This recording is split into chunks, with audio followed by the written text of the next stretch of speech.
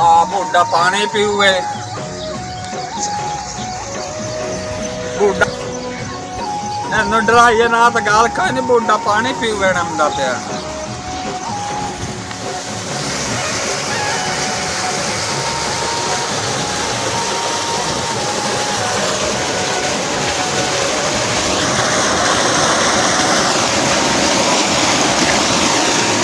ਸੱਪ ਆ ਮੁੰਡਾ, ਸੱਪ ਆ, ਸੱਪ।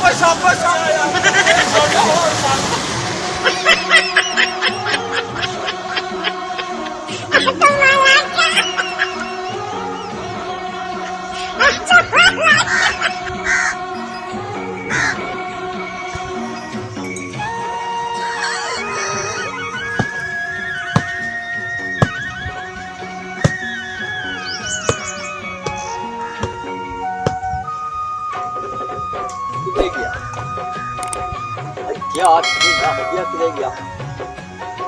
कोई मछुआरे किधर गया?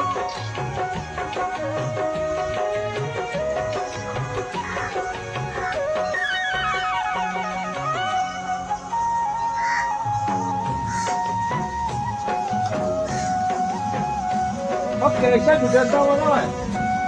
पानी पीने लगा ते एक बंदा उसने कहा साफ पई। अच्छा, देखो तो बनना है ऐसे कि नहीं आया है। अच्छे तो पता नहीं घूम के सही वजह है ऐसे ले बढ़ गया आज के लगता ही नहीं क्या ना तक मालूम होया वजह कोई नहीं। कहीं याद रखती हल्दी है। अच्छा, हाँ तो आया है तू चले ना इसलिए वजह मैं आपको बनना साफ पाओ छूट कितने बोल दिया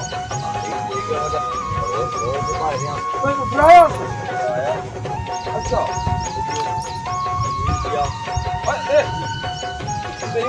मैं डराया शू हमारे हालात कैसे हो सकता है साफ भी हो गए भी मन्ना दी ये बंदे अच्छे ये क्या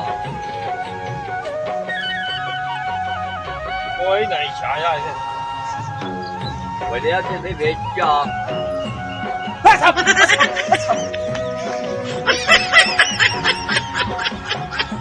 दोस्तों अगर हमारी वीडियो अच्छी लगे तो सब्सक्राइब जरूर करें।